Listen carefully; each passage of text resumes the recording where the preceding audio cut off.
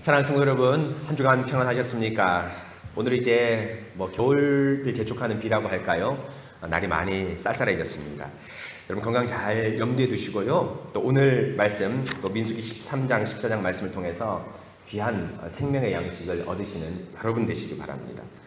여러분 오늘 민수기 14장 말씀, 13장, 14장 말씀은 여러분들이 잘 아는 대로 이스라엘의 패역 가운데 이제 세 번째 패역의 이제 마지막입니다. 첫 번째는 이스라엘이 시내산에서 성막과 율법을 다 지음받고 또 율법을 받고 나서 출발하는데 고기를 달라고 불평을 합니다. 그런데 사실은 고기가 목적이 아니라 무엇이죠? 애굽으로 다시 돌아가자라는 그런 불평 섞인 원망을 하였습니다. 이때 하나님께서 고기를 주시지만 그 고기를 씹기 전에 이들을 심판하심으로 말미암아 그들의 애굽으로 돌아가고자 하는 마음을 하나님께서 엄중히 막으셨습니다. 그러고 나니 그 다음 장에 미리암과 아론이 모세의 중보자직을 위협합니다. 왜 하나님께서 모세에만 말씀하냐? 우리와도 말씀한다라고 주장을 합니다. 그럴 때 하나님께서 모세는 너희와 다른 하나님 말씀을 전하지만 너희와 다른 중보자다. 곧 주의 지성소에 수시로 들락날락하면서 주의 말씀을 들을 수 있는 중보자다라고 선포하시면서 모세의 중보자직을 하나님께서 우뚝 세우셨습니다. 이제 그러고 나서 어느 정도 정리가 되었나 싶었는데 참으로 안타깝게 오늘 구약에서 이 이스라엘이 포로 잡혀가기 직전에 그런 말기에 정말 극악한 범죄와 버금가는 가장 심한 패역과 범죄의 현장이 바로 13장과 14장입니다. 왜냐하면 여러분 모세가 신명기에서 이제 그 가나안 땅에 들어가기 직전에 설교한 내용이 신명기지 않습니까? 근데 그 신명기에서 광야 40년을 회고하면서 두 사건을 언급하는데 금송아지 사건과 오늘 가데사 바네아의 반역입니다. 1장과 9장에서 언급을 합니다. 많은 반역이 있지만 많은 범죄가 있지만 이 범죄 금송아지 사건과 더불어 이스라엘이 하나님의 약속 자체를 거부하는 엄청난 범죄였음을 모세가 회상시킵니다. 또 그럴 뿐 아니라 이 범죄가 어마어마한 큰 범죄라는 것은 여러분 잘 아시는 대로 하나님께서 이 모든 백성을 진멸시키고 너로 말미암아 새로운 민족을 일으키겠다라고 한 것이 두 번 나오는데 어디입니까? 똑같이 금송아지와 또 이번 사건입니다. 내가 이 모든 민족 이스라엘을 진멸하겠다. 너로 새로운 민족을 일으켜서 강하고 담대하게 약속을 따르는 민족을 내가 세우겠다라고 한 것이 바로 이 금송아지 사건과 오늘 사건이 두 번이 나오는데요. 참으로 이스라엘 패역에 대한 절정, 극악한 범죄의 가장 심한 것이라고 말할 수 있습니다. 여러분 오늘 말씀을 받을 때 마음에 큰 부담이 있을지도 모르겠습니다. 그러나 여러분 민수기 13장 14장 말씀 역시 우리에게 선포된 말씀입니다. 이 말씀 달게 받으시고 이 말씀을 반면교사로 삼으셔서 가나안 땅에 진입하시는 우리 새순교회 성도 여러분 되시길 바랍니다. 여러분 오늘 말씀 먼저 같이 보도록 하겠습니다. 먼저 여러분 하나님께서 오늘 말씀 13장 1절에 보시면 여호와께서 모세에게 말씀하여 이르시되 곧 모세에게 말씀하여서 이스라엘 백성에게 명령을 내리는 거죠. 어떤 명령을 내립니까? 2절에 보면 사람을 보내어 내가 이스라엘 자손에게 주는 가나안 땅을 정탐하게 하되 그들의 조상의 각 가문 각 지파 중에서 지휘관된 한 사람씩을 택해서 가나안 땅을 정탐하게 하라라고 하나님께서 명령을 하십니다. 지금 이스라엘이 가나안 땅 직전에 이제 이르렀습니다. 남쪽 네게브 지역, 가데스 바네아 남쪽 바람광야 지역인데요. 그 남쪽 지역 직전에 이제 이르게 되었습니다. 이때 가나안 땅을 정복하기 직전에 12명의 정탐꾼을 하나님께서 보내시라고 말씀하였는데요. 여러분이 12명의 정탐꾼을 보내는 것 말 그대로 우리가 흔히 전쟁에서 말하는 정탐꾼 혹은 스파이를 보내는 것과 다릅니다. 여러분 이 정탐과 스파이 아주 중요하죠. 우리 여러분 현대에서 가장 중요한 전쟁이 있다는 것은 가장 중요한 전쟁이라면 뭐라 할까요? 지금도 보이지 않는 전쟁이 엄청 많습니다. 무슨 정보전입니다. 그래서 여러분 이 국정원 여러분 아시지 않습니까? 국가정보원이라는 우리도 있고 뭡니까? 소련, 구소련, 지금 러시아도 있고 미국에도 여전히 있습니다. 모든 나라에 정보원이 있는데 이 정보를 잘 파악해서 북한이 우리나라의 간첩을 침투하는지 안 침투하는지 또 우리도 사실 여러분 북한에 지금 간첩을 보내고 있죠. 보내고 있어서 북한에 있는 그 어떤 상류층, 곧 그 사람들의 군사나 동태를 잘 파악해서 이 정보를 파악해서 전쟁을 할 건지 말 건지, 하려면 어떻게 할 건지 정보를 얻는 것이 너무너무 중요합니다. 말 그대로 지금 이 정보를 얻는 것이 너무너무 중요한데요. 지금 이스라엘 백성이 12명의 정탐꾼을 파송해서 정보를 얻으려고 하고 있습니다. 그런데 여러분, 세상의 정보전, 세상의 땅을 정복하기에 정탐하는 것과 조금 다릅니다. 왜냐하면 여러분, 세상의 정보전, 세상의 정탐은 뭡니까? 보내놓고 우리가 이길 것 같지 않다, 승산이 없으면 뭡니까? 군대를 파송하지 않습니다. 군대를 보내지 않습니다. 이길 가능성이 있다라는 것을 점을 치고 또 그것에 대해서 여러분 뭡니까? 예측을 한 다음에 군대를 보내지, 무모하게 여러분 뭡니까? 잽도 안 되는데 미국에 뭡니까? 우리가 군대를 보낼 수 있습니까? 미국에 북한이 군대를 못 보내죠. 바로 여러분, 세상은 이런 정보전인데 오늘 이 하나님께서 12명의 정탐꾼을 파송하는 것은 그런 세상의 정보전이 아니라 이미 여러분 뭡니까? 전쟁은 예정되어 있습니다. 침공을 하고 가나안 땅에 입성을 할 겁니다. 단지 이들에게 요구한 것은 정말 하나님께서 주신 이 땅이 약속의 땅이 맞는가 확인하고, 그 확인을 다시 이스라엘에게 가져와서 이스라엘의 약속을 충만하고 믿음을 충만하기 위한 그런 약속을 확인하는 정탐이지 세상에서 말하는 정탐이 아닙니다. 그래서 여러분, 오늘 말씀 민수기 13장 2절에 보면 하나님께서 정탐꾼을 파송하라라는 것처럼 이렇게 나오지만 신명기 1장 19절 이하에 보면은 사실은 여기 이후에 비하인드 얘기가 있습니다. 말씀이 있습니다. 어떤 말씀입니까? 모세가 가데스 바네아에 도착했을 때 정탐꾼을 파송하지 않고 야 가서 올라가자 진격 명령을 내립니다. 정탐꾼 파송하지 않습니다. 왜입니까? 이미 이 땅은 약속된 땅이기 때문에 정탐 필요 없습니다. 믿음으로 나가서 정복하면 됩니다. 모세가 파송하자라고 명령을 내립니다. 그런데 백성이 아이고 모세 선생님, 하나님, 우리가 정복할 겁니다. 올라갈 겁니다. 그런데 정복을 해도 조금 좀 효율적으로, 또 인명살상이 최대한 적응적으로, 또 적을 야간 기습 침투해서 조금 우리의 전력을 극대화하는 방향으로 전쟁을 하면 어떻겠습니까? 라고 백성이 이야기를 합니다. 그 얘기를 모세가 들으니까 하나님도 좋고 모세가 좋으니까 그렇다라고 하면서 그 백성의 건의를 수용해서 지금 신명기 13장의 2절의 말씀을 정탐꾼을 파송하는 것입니다. 또 여러분 잘 아시는 대로 실제로 여러분 이 정탐을 하고 정복전쟁을 하는데요. 이제 오늘 13장 14장 민수기에서는 정복전쟁 안 하지만 실제로 정복을 하지 않습니까? 어디서 나옵니까? 여호수아에 나오지 않습니까? 그때도 2명의 정탐꾼을 파송합니다. 그런데 그 정탐을 파송했다면 군사적으로 생각하면 어떻게 될까요? 가장 좋게 침입할 수 있는 지역, 혹은 가장 좋게 침입할 수 있는 시간과 때, 혹은 장소를 물색하고 그곳으로 침투해야 되는데 하나님은 그 2명의 정탐꾼, 혹은 지금 12명의 정탐꾼을 파송받고 정보를 받고 났음에도 불구하고 어디로 침투합니까? 요단강을 건넙니다. 그것도 어떤데? 요단강을 마른 땅으로 충분히 건널 수도 있는 건기나 비가 적게 오는 그때가 아니라 뭡니까? 우기에 요단강이 차고 넘치는데, 어떻게 보면 여러분 요단강 우리 갑천, 대전천, 유등천처럼 이런 작은 강입니다. 가뭄 때는 성인들, 어린아이들까지 걸어서 건널 수 있습니다. 근데 여러분 아시지 않습니까? 여러분 보십시오. 홍수의 갑천, 유등천, 대전천 보십시오. 홍수가 나면 우리가 넘을 건널 생각을 못하지 않습니까? 큰 강이 됩니다. 근데 하나님께서 만약에 세상의 전쟁이라면 건기, 걸을 수 있는 데를 걸으면 되는데, 그 시간을 택하면 되는데 전혀 뜻하지 않게 뭡니까? 인간의 예상과 다르게 우기에, 그리고 요단강을, 그리고 제일 강한 성인 뭡니까? 여리고성을, 그것도 그 앞에서 뭐합니까? 할례를 하지 않습니까? 세상의 전략이 아닙니다. 전략으로 치면 빵점이죠. 왜입니까? 이 전쟁은 정탐으로 승부되는 전쟁이 아니기 때문이죠. 그래서 여러분 오늘 모세가 파송할 때 17, 18, 19절에서 모세가 여러 가지 조사를 해오라 라고 명령을 하는데 20절 끝에 보면 모세가 이렇게 얘기하죠. 담대하라. 담대하라. 라고 말합니다.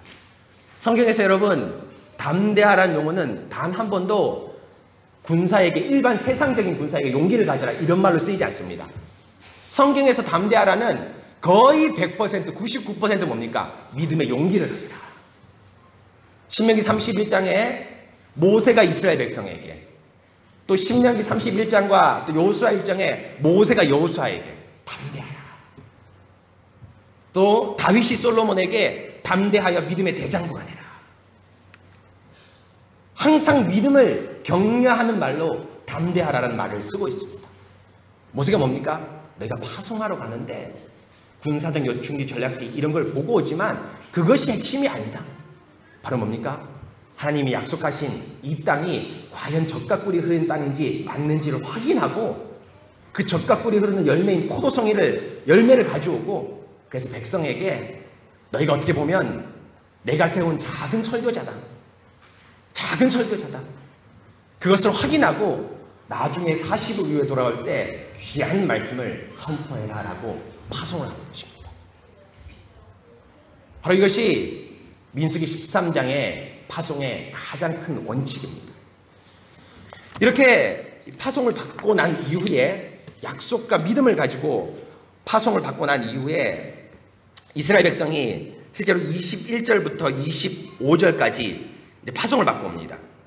바로 모세가 여러분 뭡니까? 17절에 보면 너희는 네겝길로 행하여 산지로 올라가서 그 땅이 어떠한지 정탐하라. 곧 그 땅 거민이 강한지 약한지 많은지 적은지와 그들이 사는 땅이 좋은지 나쁜지와 사는 성읍이 진영 곧 이 평평한 땅에 있는지 산성 곧 성을 세우고 우뚝우뚝 군사적 요충지가 있는지를 잘 구분하고, 또 토지가 비옥한지 메마른지 나무가 있는지 없는지를 잘 탐지해서 믿음으로 갔다 오너라. 그리고 그 열매인 그 젖과 꿀에 흐르는 증거인 실과를 가져오라고 명령을 합니다.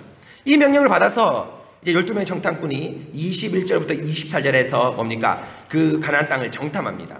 21절에 보면 그들이 올라가서 땅을 정탐하되 신광야, 이스라엘의 남쪽입니다. 바란 쪽입니다. 가데스 바네아 쪽입니다. 신광야에서부터 올라갑니다. 하맛 어기 르곱까지 올라갑니다. 이게 이스라엘의 북쪽 지역이거든요. 이스라엘 땅이 그렇게 크지 않습니다. 경상북도, 강원도만 합니다. 그래서 40일 동안 탐지했다면 충분히 뭡니까? 우리 경상북도 혹은 강원도만 땅을 발로 걸었긴 했지만 잘 탐지할 수 있었겠죠.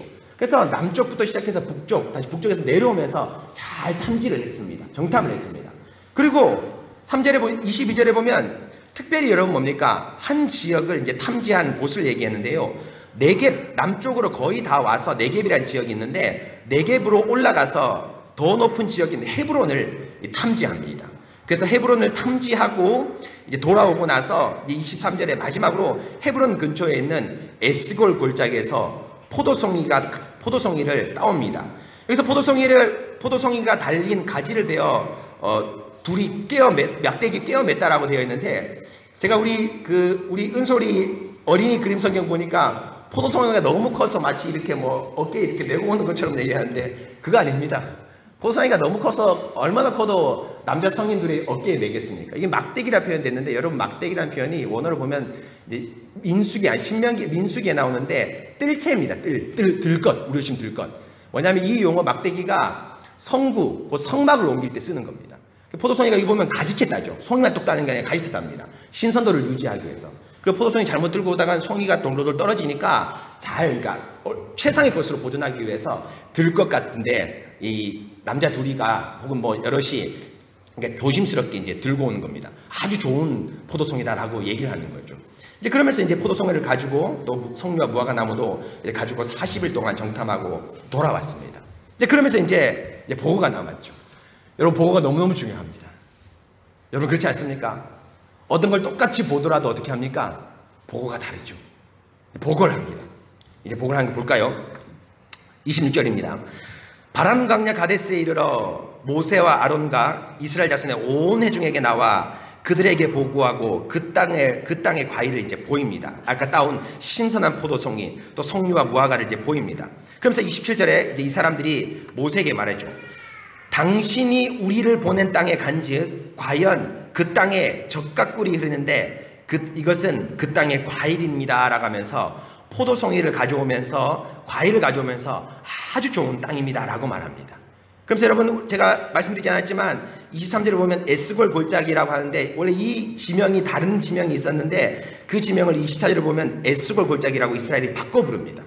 에스골이라는 뜻이 송이라는 뜻이거든요. 송이. 박송이가 있네요. 예, 송이입니다. 송이가 아니라 송이입니다. 송이란 뜻입니다. 뭡니까? 너무너무 여러분 뭡니까? 포도가 잘 익어서 이스라엘 백성이 지명을 무슨 지명인지 몰랐지만 포도송이, 송이 지명으로 바꿔서 이제 돌아오게 되는 거죠. 보십시오. 너무너무 좋은 것입니다. 그것은 당신이 말한 대로 젖과 꿀이 흐르는 땅이 분명하고 확실합니다 라고 보고를 합니다. 그런데 여러분 안타깝게는 그 다음입니다. 보십시오. 28절에 어떤 걸로 시작합니까? 그러나 그 땅 주민은 강하고 성읍은 견고하고 힘이 클 뿐 아니라 우리가 생각했던 것보다 엄청 큽니다. 그리고 진영도 잘 발달되었고 성읍도 견고합니다. 여러분 성읍이 견고하다는 게 뭡니까? 과학이 발달되어 있다는 거죠.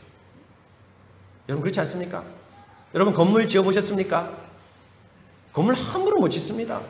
목수들 얼마나 고급 기술인지 모릅니다.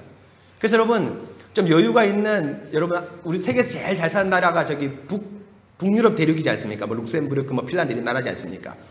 거기에 남자들의 로망이 뭔지 아십니까? 제가 EBS 자주 보거든요. 남자들의 로망이 뭡니까? 집을 짓는 게 남자들의 로망입니다.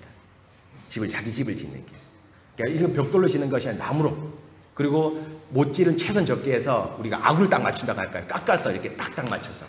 그것을 한 10년 계획, 혹은 20년 계획해서 남자들이 집을 짓는 게 로망인데 아무나 못합니다. 그렇지 않습니까? 성읍을 잘 지었다. 성읍이 견고하다. 아주 기술이 뛰어난 민족이다. 대단한 민족이다. 뭐 무기도 포함되어 있겠죠. 라고 얘기합니다. 그런데 여러분 더 큰 문제가 있습니다. 성읍은 견고하고 힘이 클 뿐 아니라 우리말도 이런 뉘앙스를 살렸는데요. 원어나 영어 보면 더군다나 moreover 더군다나 거기서 우리가 뭘 봤다? 안악자손을 봤다. 안악자손을 봤다라고 얘기합니다. 여러분 안악자손 여러분 알죠? 여러분들 뭐 성경에 대한 지식이 너무 많으시고 다 아는데 거인족입니다. 뭐 밑에 나온 대로 거인족입니다. 그 위에 아말렉 족속도 봤고 또 뭡니까? 그 다음에 아말렉은 남방에 있고 헷인과 여부스인과 아모리는 산지에 있고 가나안인 블레셋인은 다윗 시대 때까지 그렇게 괴롭혔던 가나안인 블레셋은 해변과 요단강 아주 좋은 곳에 있다. 온통 강력한 민족이다. 그 중에 안악자손은 너무너무 강력한 민족이다. 라고 보고를 합니다. 이런 안악자손 이 민족의 얘기를 듣자 이스라엘 민족이 어떻게 했습니까? 술렁술렁거립니다. 30절에 보십시오. 갈렙이 모세 앞에서 백성을 어떻게 하겠다 했습니까? 조용하게 했다. 여러분 우리말로 지금 이 개역 개정판에 조용하게 되었다 했지만 그 개역 이전의 개역 한글판에는 뭐라고 되어 있는지 아십니까? 백성을 안위하게 하고 이렇게 되어 있습니다. 단순하게 소리를 야 시끄러워 조용해 이게 아니라 여러분 잠시 제 말 들어보십시오. 여러분 마음을 좀 진정하십시오. 갈렙이 이렇게 얘기한 겁니다. 백성을 안위하게 했습니다. 왜 이스라엘 백성이 술렁술렁거렸습니까? 바로 제가 말한 대로 안악 자손을 이 이스라엘 백성은 알고 있었기 때문입니다.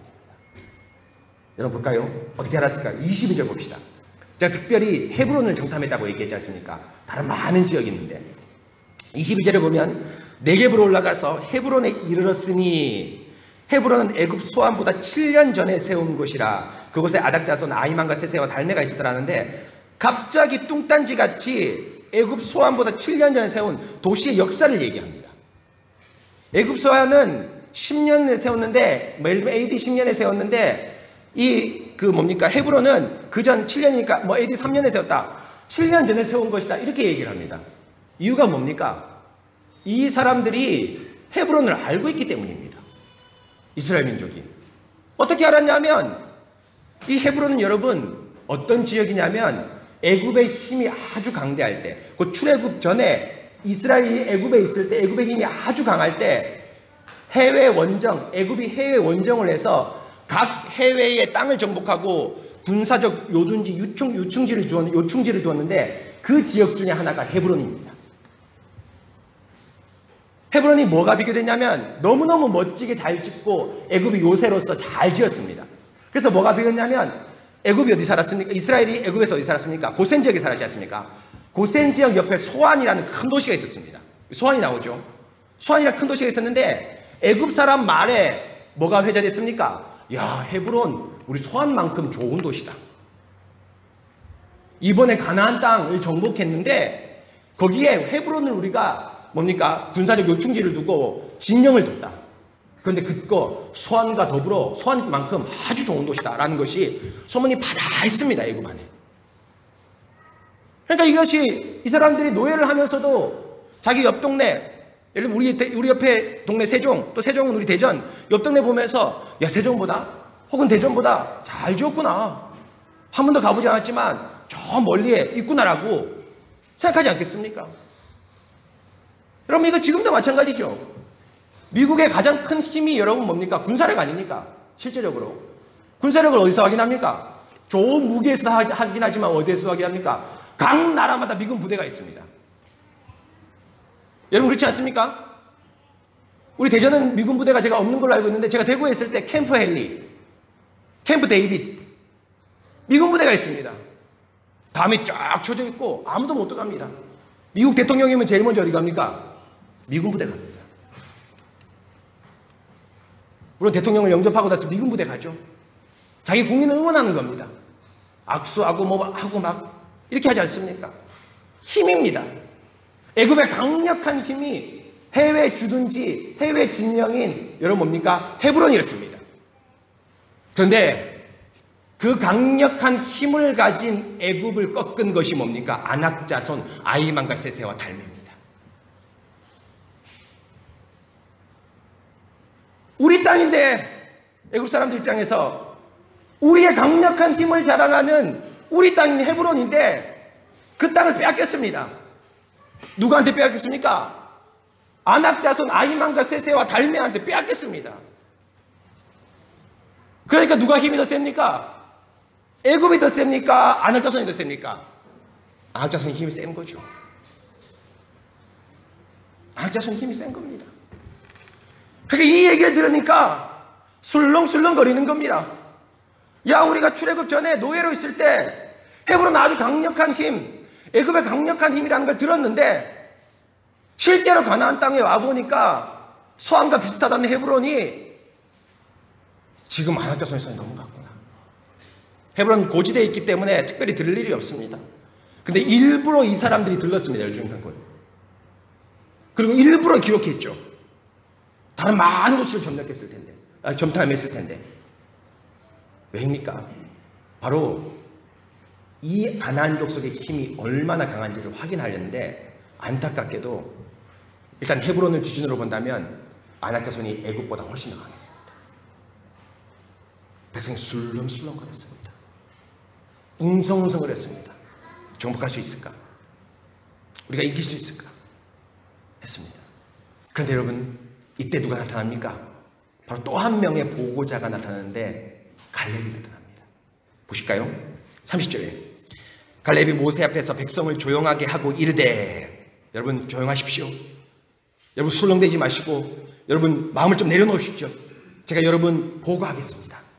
하고 갈렙이 또 한 명의 보고자로서 보고를 합니다. 어떻게 보고합니까? 30절에 나온 대로 이르되 우리가 곧 올라가서 그 땅을 취하자 능히 이기리라 라고 아주 간단하게 보고합니다. 그런데 여러분 이걸 잘 봐야 됩니다. 우리가 올라가서 그 땅을 차지하자, 취하자라고 얘기합니다. 우리말의 번역은 없지만 여기 중요한 단어가 한 개 있습니다. 능히 이기리라 앞에 왜냐하면이 있습니다. 우리가 올라가서 능히 그 땅을 취하자. 왜냐하면 우리가 능히 이기리라. 왜냐하면 우리가 이길 수 있다. 좀 더 강하게 번역하면 우리가 이긴 경험이 있다 라고 말합니다. 취할 수 있는데 우리가 이길 수 있다는 확신이 있지 않습니까? 그것이 허풍입니까? 갈렙이 허풍이 아닙니다. 왜냐하면 반드시 이길 수 있다. 우리가 이겨본 경험이 있다 라고 말합니다. 여러분 아낙 자손, 아말렉 조선, 가나안 족속, 아모리삭 족속, 만 족속 있는데 이겨본 경험이 있습니다. 누구입니까? 아말렉 족입니다. 헛된 복을 하는 것이 아닙니다. 헛된 복을 하는 것이 아닙니다. 여러분 기억나시죠? 출애굽해서 이스라엘이 14장, 15장에 출애굽하고 16장에서 마라의 쓴물을 경험하면서 17장에서 이스라엘이 출애굽한 이스라엘 첫 전투를 합니다. 여러분 기억나십니까? 누굽니까? 아말렉 족속하고 전투를 합니다. 출애굽기 17장에서. 근데 여러분 그 전투 여러분 너무너무 잘 아시는 전투입니다. 어떻게 이깁니까? 모세가 손을 들면 이기고 모세가 손을 내리면 아말렉이 이깁니다. 그 손을 내리면 이스라엘이 집니다. 여러분 이 전투의 핵심이 뭡니까? 전쟁은 누구에게 달렸다? 하나님께 달렸다. 여호와께 달렸다. 출애굽기 17장 읽어보십시오. 그때 여러분 여호수아가 대장으로 나섰고 모세가 산에 있었는데 전투에 대한 자세한 설명은 거의 없습니다. 모세가 손을 들면 이기고 손을 내리면 아말렉이 이기고 이스라엘이 졌다 이렇게 되어 있습니다. 아말렉을 이기면 경험이 있습니다. 강력한 요소 두 번째로 보고하지 않습니까? 아낙자손 다음에 두 번째로 보겠다는 게 뭡니까? 두 번째로 강하다는 겁니다. 아낙자손 다음에 두 번째로 강한 그 아말렉 족속을 이겨본 경험이 있다는 겁니다. 그리고 여러분 잘 아시는 대로 수요 모임에 나온 여러분들 아시는 대로 여러분 뭡니까? 모세가 산에 올라가서 내가 손을 든다 이렇게 얘기합니다. 그래서 산에 언제 올라갑니까? 내일 산에 올라가서 여호와의 전능하심을 보이라 이렇게 얘기합니다. 지금 전쟁은 어디에 펼쳐집니까? 오늘 하고 있습니다. 여호수아와 이스라엘 백성은 산 밑에서 지금 피땀을 흘리면서 아말렉 족속 싸우는데 모세가 내일 산에 올라간다고 얘기합니다. 왜 내일입니까? 모세가 여유가 있습니까? 배짱이 있습니까? 아닙니다. 내일 전투하시는 분이 누굽니까? 하나님이죠. 왜입니까? 출애굽기에 보면 10가지 재앙을 하나님께 선포할 때 모세가 재앙을 내리든지 재앙을 거두든지 항상 하는 말이 뭡니까? 내일 이 재앙을 내립니다. 내일 이 재앙을 거두리라. 이런 말이 아주 자주 나옵니다. 이스라엘 민족아 기다리라. 하루 동안 너희가 전쟁을 해도 이기지 못할 것이다. 열심히 싸워도 백전노장의 군사 여호수아가 있어도 이기지 못할 것이다. 그러나 내일 출애굽기에서 내일 나타나신 하나님처럼 내일 내가 올라가서 손을 들면 이길 것이다 라고 말하고 있습니다. 여러분 무엇입니까? 전쟁의 승패는 아낙자손의 강대함과 우리의 약함에 있는 것이 아닙니다. 약속을 믿고 나가는 것입니다. 모세가 전쟁으로 치면 아무것도 아닌데 손을 드니까 이겼습니다. 손을 내리면 졌습니다. 이것 이미 경험했지 않냐? 불과 2년밖에 되지 않았습니다. 불과 2, 3년밖에 되지 않았습니다. 2년 전에 3년 전에 경험을 했는데 왜 잊었냐? 우리가 능히 올라가서 그 땅을 취하자. 왜냐하면 우리가 이거는 경험이 있다. 우리가 이겼었다. 이길 수 있다. 라고 갈렙이 보고를 했습니다. 그런데 여러분 더욱 안타까운 것은 이 10명의 정탐꾼이 이 보고에 다시 맞짱으로 보고를 내는데 이제 사실 여러분 22절부터 29절까지의 보고는 어찌 보면 객관적인 보고입니다. 강하다고 얘기했지 우리가 진다라고 얘기를 안 했습니다. 근데 갈렙의 이런 보고 믿음의 보고를 듣자 31절에 보면 그들이 이제 자신의 보고의 결론을 내리죠. 항상 보고서에 보면 결론이 있습니다. 뭡니까? 31절에 함께 올라갔던 사람들이 이르되 우리가 능히 올라가서 백성을 치지 못하리라. 그들은 우리보다 강하다. 갈렙아 너 틀렸어. 갈렙 너 틀렸어. 취하자 능히 이길 수 있다. 여러분 거짓말입니다. 속지 마십시오. 그들은 우리보다 강합니다. 그리고 그 밑에 뭡니까? 땅을 악평하여 이르되. 여러분 뭡니까? 약속을 거부하는 겁니다. 예수 그리스도를 거부하는 겁니다. 천국이 없다고 얘기하는 겁니다. 정탐한 땅을 악평하여 이르되 우리가 두루 다니며 정탐한 땅은 그 땅을 어떤 땅입니까? 그 거주민을 삼키는 땅이다. 악평한데 왜입니까? 거주민을 삼키는 땅입니다. 거주민을 막 잡아먹는 땅입니다. 여러분 뭔 말입니까? 이 땅은 너무너무 젖과 꿀이 흐르는 좋은 땅이기 때문에 열강의 각축지다. 열방이 침이 많이 나오는 땅이다. 그런데 그 땅에서 살아남을 자는 뭡니까? 뒤에 나온 대로 백성의 신장이 장대한 힘 있는 자만이 삼키우지 않는 그 땅이다. 우리는 그 땅이 이 심장이 강대한 자가 우리를 삼킬 것이다. 올라가지 못한다. 올라가지 못한다. 이렇게 보고합니다. 여러분, 마음이 어떻습니까? 너무 마음이 안타깝죠? 여러분, 사실 우리가 결론을 알기 때문에 우리가 하나님 입장과 갈렙과 여호수아 입장에서 이들을 비난하고 비판할 수 있지만 우리 입장을 생각해 보십시오. 우리가 만약에 이 당시에 이스라엘 민족이라면 사실 여러분도 이러한 중대한 문제 앞에 매일 서 있지 않습니까? 결정해야 될 문제 앞에 매일 서 있지 않습니까? 그럴 때 우리의 결정이 하나님께서 과거에 우리를 도와준 경험이 있다, 능히 취하자 올라가자 할 수 있다라는지, 아니면 이건 안 되겠는데, 하나님이라도 안 되겠는데 라고 생각하든지, 바로 그 사이에서 왔다 갔다 많이 한 겁니다. 이렇게 보고를 했습니다. 여하튼 정탐꾼이 보고를 했습니다. 그런데 안타깝게도 14장에 넘어가 보시면 온 회중은 갈렙의 보고를 받지 않고 누구의 보고를 받습니까? 10명의 정탐꾼의 보고서를 채택합니다. 14장 1절에 온 회중이 소리 높여 부르짖으며 백성이 밤새도록 통곡하며 이스라엘 자손이 다 모세와 아론을 원망하며, 통곡하고 높이 소리 부르짖으며 밤새도록 원망하면서 뭐라 얘기합니까? 애굽 땅에서, 우리가 애굽 땅에서 죽었거나 이 광야에서 죽었으면 좋았을 것을 어찌하여 여호와가 우리를 이 땅으로 인도하여 그 땅으로 인도하여 칼에 쓰러지게 하는가? 우리의 처자가 사로잡히리니 애굽으로 돌아가는 것이 낫지 아니하랴라고 얘기합니다. 여러분, 이 말의 핵심이 뭡니까? 여호와가 우리를 죽인다는 겁니다. 주어가 여호와죠. 여호와가 우리를 죽이려고 이런 짓을 했구나. 하나님이 우리를 죽이려고 이제까지 미끼 던졌구나. 모세 선생님, 당신 당장 내려오세요. 4절 보십시오. 우리가 한 지휘관을 세우고, 모세 선생님 내려오세요. 설교하지 마세요. 회막에 들어가지 마세요.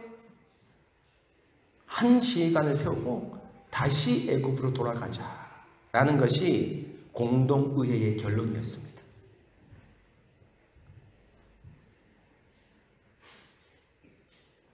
다시 애굽으로 돌아가자. 아주 노골적이죠. 고기 달라고 할 때 애굽으로 돌아가고 싶었지만 여러분 뭡니까? 직접적으로 말하지 않습니다. 고기 먹고 싶다 하면서 우회적으로 자신이 애굽으로 돌아가고 싶다라고 얘기했지만 아예 노골적입니다. 금송아지 사건과 비교도 안 되죠. 금송아지 사건, 여러분, 비록 우상을 만들었지만 이스라엘 백성이 그 금송아지를 뭐라 불렀습니까? 하나님이라 불렀습니다. 물론 큰 문제긴 하지만. 그런데 지금 이 사건은 뭘 의미합니까? 아니다. 우리가 속았다. 이제까지 하나님과 모세가 우리가 밑바쁜 졌구나. 미끼 던졌구나. 하나님이 칼로 우리를 죽이려 하는구나. 모세님 내려오세요. 설교하지 마세요. 성찬 안 받겠습니다. 건지가 안 받겠습니다. 우리는 다시 세상으로 돌아가겠습니다. 라고 이스라엘 백성이 공동의회의 의견으로 사제를 채택을 합니다. 참 안타깝죠. 그래서 하나님께서 뒤에 보면 40년 광야 생활로 징계하시고 심판하시는데, 여러분, 전 참 궁금했습니다.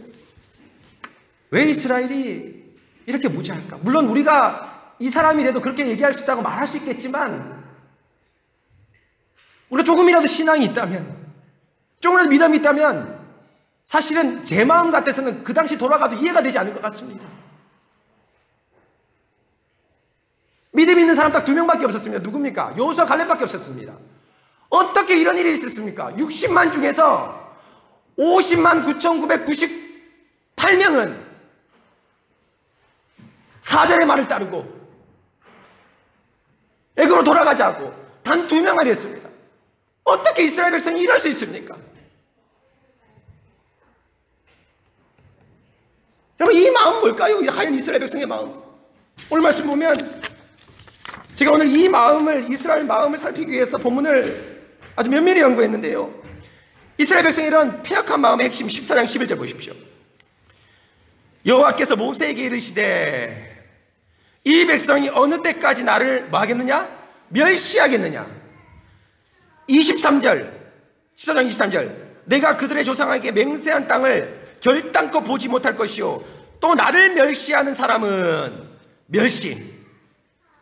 여러분, 이 멸시 오늘로 보면 뭔지 아십니까? 콧방귀 끼는 겁니다. 응? 진짜? 그렇지, 속았어. 콧방귀 끼는 마음입니다. 또 14장 31절, 너희가 사로잡히겠다 말하던 너희 유아들은 내가 인도하여 드리리니 그들은 너희가 싫어하던 땅을 보려거니와. 땅을 싫어한다고 얘기했습니다. 악평한다고 동일한 말인데요, 뭡니까? 하나님을 악평하고 하나님을 싫어했습니다. 하나님을 싫어했습니다. 멸시하고 콧방귀 끼고 하나님을 싫어하는 마음입니다. 근데 여러분, 멸시하고 콧방귀 끼고 하나님을 싫어하는 마음은 어떤 마음일까요? 그러니까 성경 읽을 때 더 깊은 곳으로 나가야 됩니다. 더 깊은 곳으로 들어가야 됩니다.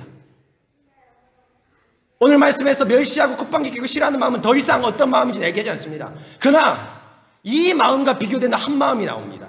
다른 마음이 나옵니다. 누가 나옵니까? 갈렙과 여호수아가 나옵니다. 갈렙과 여호수아를 보면 이 사람들이 멸시하고 콧방귀 끼고 싫어하는 마음이 어떤 마음인지 압니다. 14장 24절을 보십시오. 민수기 14장 24절입니다. 우리 다 같이 한번 읽어볼까요? 민수기 14장 24절입니다. 시작.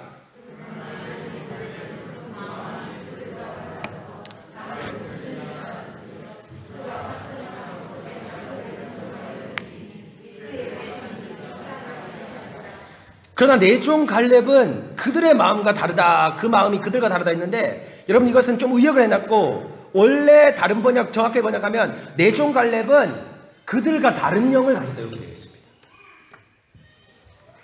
그들과 다른 영을 가졌다. 물론 다른 마음을 가진 거죠. 다른 영을 가졌다. 다른 사람이다.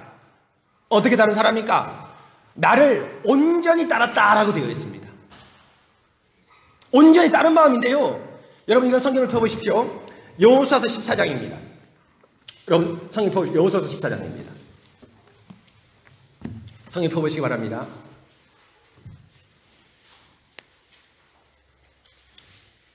나를 온전히 따랐다. 여호수아 14장입니다. 7절에 보시면요, 내 나이 40세에 여호와의 종 모세가 가데스 바나에서 나를 보내어 그 땅을 정탐하게 함으로 40세에 정탐했다는 겁니다. 나이를 왜 얘기합니까? 비교적 늦은 나이에 파송을 받았다는 겁니다. 그러니까 뭡니까? 동료 친구들보다 내가 뭡니까? 나이가 많다는 겁니다. 20, 30대의 친구들이 파송을 받았다면 자기는 40대입니다. 여러분 제가 40대인데 우리 어르신들을 보는 힘이 있지만 우리 20대, 30대에 보면 힘이 없습니다. 여러분 우리가 교회에서 제가 볼 때 가장 힘센 사람 황명철 군입니다. 지금 오지 않았는데 제가 거의 일주일마다 통화하거든요. 나이트 띄고 교회 옵니다. 요새 근무자가 없어서 제가 얘기했는데 하루에 12시간 일할 때도 있답니다. 명철아, 제가 교회 오지 말라 하기는 제가 목사 양심상 그래서 아침에 일어나 보고 근무 뛰보고 올 수 있으면 오고 쉬어도 괜찮겠어. 제가 쉬어도 괜찮겠어 하는 말은 엄청난 얘기입니다. 코로나 때도 오라고 하잖아요. 네 목사님 하고 왔습니다. 지난주에. 물론 믿음이 있기 때문에 그렇지만 또 뭡니까? 체력이 좋기 때문입니다. 20 중반 아닙니까? 힘이 넘칩니다. 40은 다릅니다. 50, 60, 70은 더 다르죠. 내가 40세에 파송을 받았다. 그런데 내가 파송받고 난 이후에 성실한 마음으로 그에게 보고했다라고 되어 있습니다. 성실한 마음이 비슷한 마음인데요. 사실 성실한 마음은 여러분 뭡니까? 우리말에 성실함이 있지만 원래대로 그대로 번역하면 내가 마음에 있는 그대로 보고했다라고 되어 있습니다. 있는 그대로 보고했다 되어 있습니다. 그러니까 어떤 것에 휩쓸리지 않고 내가 본 그대로 내 마음에 생각나는데 정탐한 거 본 그대로 보고했습니다. 근데 그 보고 있는 그대로 보고한 게 8절에 나오는데요. 나와 함께 올라갔던 내 형제들은 내 백성을 간담을 높게 하였다. 안악자손이 크고 성곽은 강하기 때문에 그 땅을 정복하지 못하겠다 하면서 백성의 간담을 높게 하였다고 했습니다.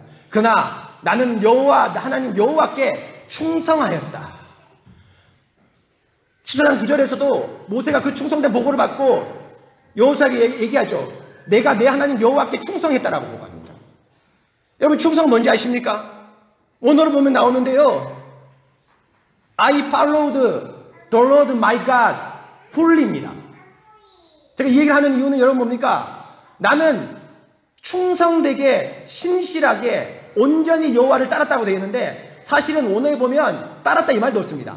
어떻게 되냐면 나는 여호와로 가득 찼다 이렇게 되어 있습니다. 히브리어에는 동사가 없어졌습니다. 그럼 비동사를 넣거든요. 나는 여호와로 가득 차 있다. I am full. 나는 여호와로 가득 차 있다. 이렇게 되어 있습니다.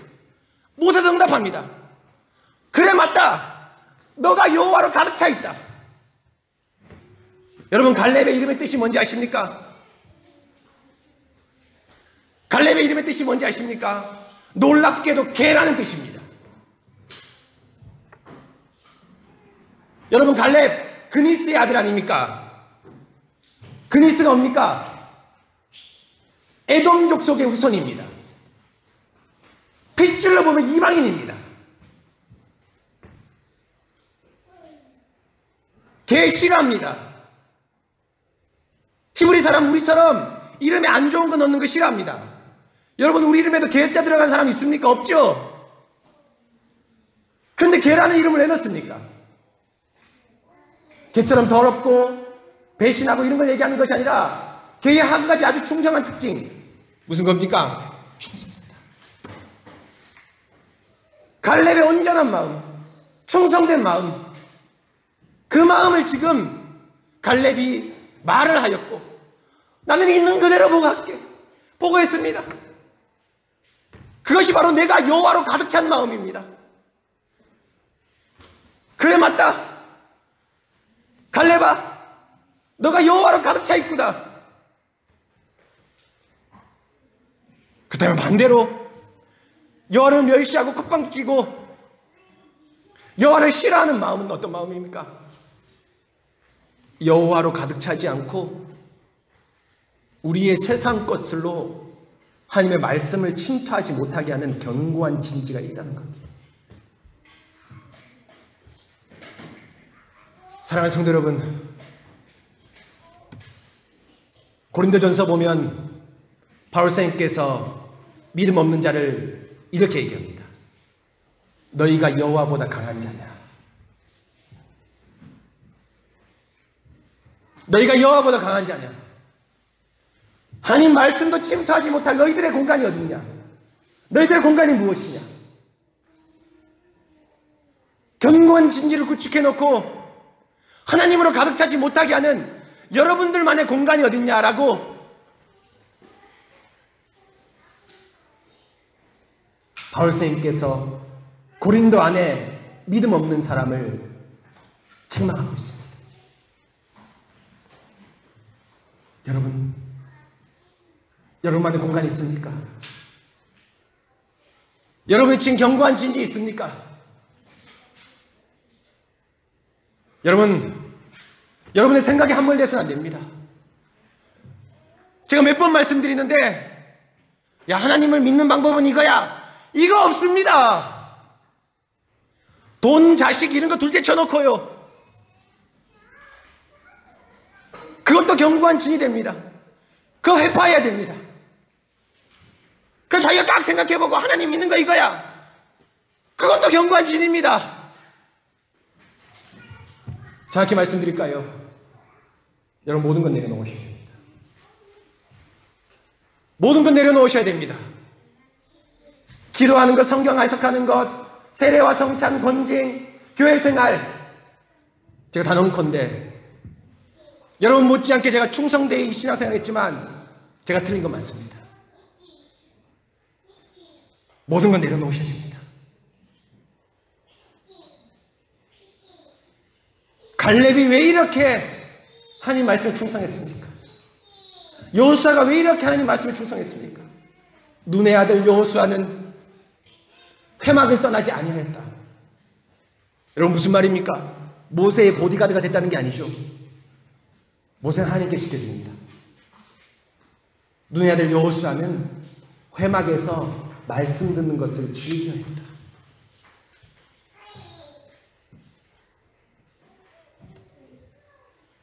여러분 이것입니다. 그래서 여러분 보십시오. 14장 10절에 보십시오. 이제 보소서 여호와께서 이 말씀을 모세에게 이르신 때로부터, 이 말씀이 어떤 말씀입니까? 9절에 있는 말씀인데요. 내 발로 밟는 땅은 영원히 너의 자손의 기업이 되리라. 갈렙이 가진 특권입니다. 어떤 특권입니까? 다른 사람들은, 다른 민족은, 다른 지파들은 땅을 분배받습니다. 여호수아로부터 땅을 분배받습니다. 그 산지를 분배받고 작게 분배받은 갈렙, 에브라임과 므낫세 지파가 항의하지 않습니까? 왜 우린 작은 땅 줍니까? 라고 항의합니다. 여호수아에 보면. 그런데 갈렙은 어떤 특권이 있습니까? 충성된 마음으로, 온전한 마음으로 하나님께 보고하고 백성들이 보고했기 때문에 갈렙만이 땅을 선택할 수 있는 특권이 있습니다. 네가 밟는 땅은 너와 네 자손에게 주겠다. 갈렙이 가진 특권입니다. 여호수아는 분배하는 특권을 가졌습니다. 그런데 갈렙이 어떤 땅을 달라고 합니까? 이제 보소서 여호와께서 이 말씀을 모세에게 이르신 때로부터 이스라엘의 광야에서 방황한 이 45년 동안, 지금 85세가 되었습니다. 여호와께서 말씀하신 대로 나를 생존하게 하셨다. 여러분 뭡니까? 85세까지 살았다는 건 기적입니다. 원래 죽어야 됩니다. 85세까지 지금 살았습니다. 11절에. 그런데 문제는 살았다는 게 중요한 게 아닙니다. 모세가 나를 보내던 날과 같이 오늘도 내가 여전히 강건하나 내 힘이 그때나 지금이나 같아서 싸움에나 출입에나 감당할 수 있다. 85세의 할아버지가 40세의 청년과 같이 싸움할 수 있다는 겁니다. 내가 지팡이를 짚고 나갈 수 있다, 이 얘기를 하는 게 아닙니다. 지금 40세의 청년의 힘을 그대로 가지고 있다는 겁니다.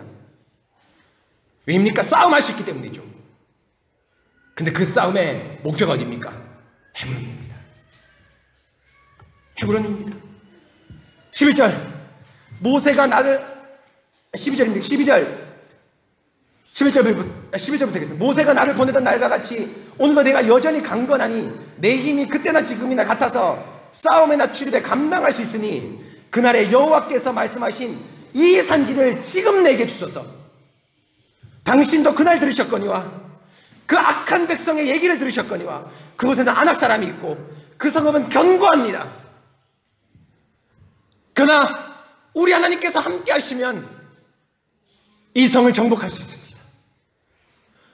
내가 땅을 분배받고 선택할 수 있는 특권이 있음에도 불구하고 가장 강력한 성읍 헤브론 성을 저에게 주십시오.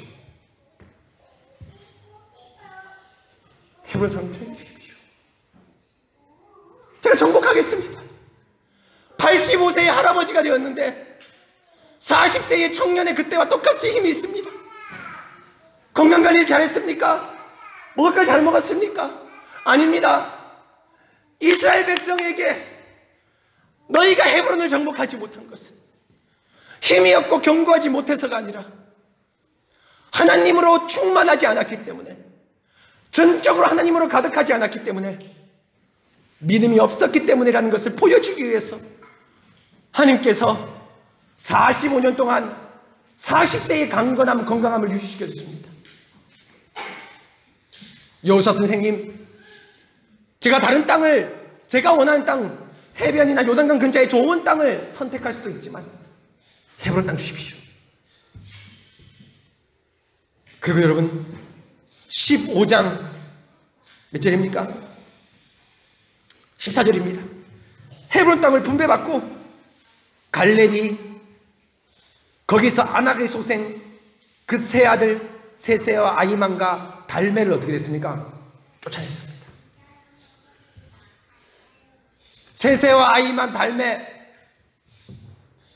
쫓아냈습니다.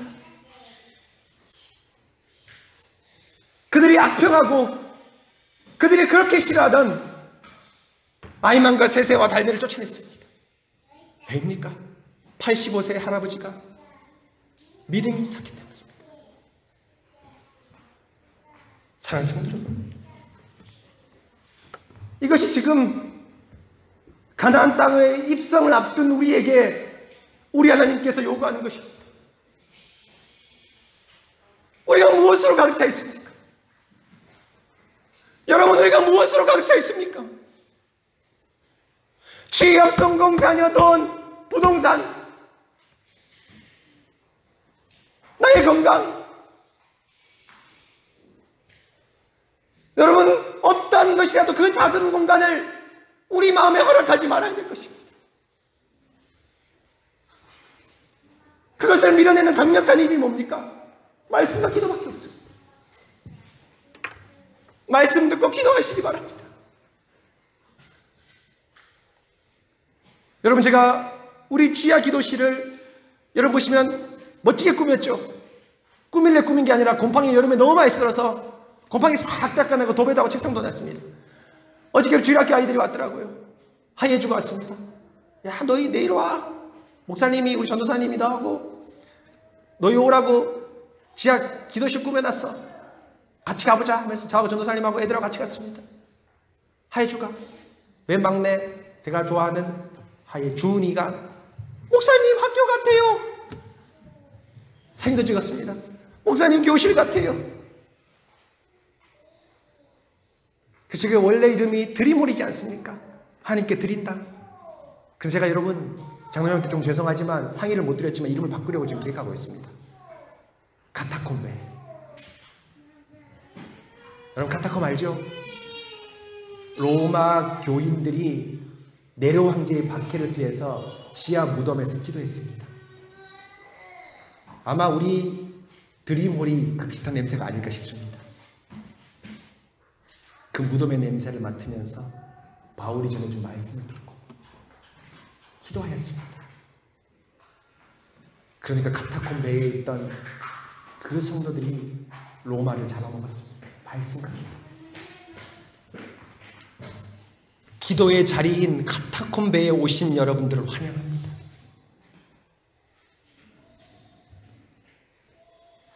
사랑하는 성도 여러분, 이겁니다. 사실 여러분, 그리스도도 마찬가지입니다. 마태복음 11장 28절에 이렇게 얘기합니다. 예수님께서 수고하고 무거운 짐진 자들아 다 내게로 오라. 왜 수고하고 무겁습니까? 자기 것 때문에 무겁죠. 근데 예수님이 그 다음 이렇게 말합니다. 나는 마음이 온유하고 겸손하니 나의 멍에를 메고 나에게서. 나는 마음이 온유하고 겸손하니라고 얘기했는데, 여러분, 온유하고 겸손하니가 뭡니까?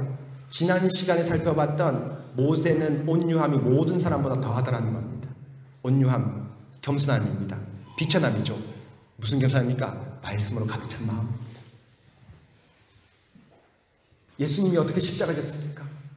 어떻게 그 엄청난 사역을 감당했습니까? 하느님으로 가득했기 때문입니다.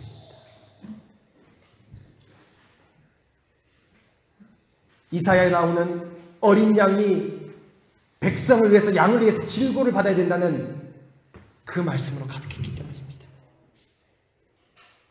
나는 마음이 온유하고 겸손하다. 나는 갈렙과 모세와 여호수아와 같이 하나님으로 가득 찬 자다. 너희는 멍에를 내려놓고 너희 마음의 공간을 내려놓고 나에게서 와서 배우라. 나의 멍에는 쉽고 가볍다. 여러분, 예배 드리는 것 가볍고 쉽습니다. 교회 봉사하는 것 즐겁고 신나는 일입니다. 왜입니까? 여러분들의 마음이 온유하고 겸손할 때, 전적으로 하나님으로 가득할 때 예배당에 오는 발걸음이 신나는 발걸음이 될 것입니다. 우리 사랑하는 아이들이 예배당에 신나게 놀러 옵니다. 한별이, 은솔이, 융이, 또 혜준이, 유찬이. 아빠 엄마가 있고 사람 있고 오니까 놀이터가 있기 때문에 즐겁습니다. 그러나 그 발걸음이 주의 말씀으로 가볍게 저는 만들 것입니다. 주의 집에 올라가자 할 때 내 마음이 기뻐하였고 기뻐합니다. 사랑하는 성도 여러분, 이것이 바로 구속 역사, 하나님의 역사를 전진시키는 힘입니다. 여러분, 하나님께서 우리가 100% 하나님의 말씀을 당장 지금 이 순간에 가득 차라라고 명령하진 않습니다. 하나님 우리의 연약함을 다 아시죠. 근데 여러분, 각 단계마다 여러분들이 가득 차야 될 하나님의 말씀이 있습니다. 그때 여러분 힘차게 그 말씀에 아멘해서 나가십시오. 흔들리고 떨어지고 나락으로 나갈 때마다 여러분들 말씀 듣고 기도하십시오. 첩경, 지름길, 비법은 없습니다. 말씀 듣고 기도하는 것, 그거밖에 없습니다. 여러분, 갈렙과 여호수아가 하나님의 말씀으로 전적으로 가득 찼을 때, 충성된 마음에 있을 때, 내가 개처럼 충성되게 하나님께 충성할 때, 하나님께서 갈렙에게 구속 역사를 열어주셨듯이 우리 역시도 멸시하고 콧방귀 싫어하는 마음이 아니라 예수 그리스도의 온전한 마음, 나는 온유하고 겸손한 마음을, 하나님으로 전적으로 가득 찬 마음을 배우시기 바랍니다. 이것이 바로 13장, 14장에서 멈추지 않고 여호수아까지 나가는, 가나안 정복까지 나가는 힘있는 우리의 마음가짐입니다. 여러분, 그리스도가 이 마음으로 십자가를 지시고 구속 역사를 전진시켰듯이 우리 새순교회도 힘차게 이 어려운 시기에 하나님의 구속 역사를 전진시키시는 여러분 되시기 바랍니다. 같이 기도하겠습니다.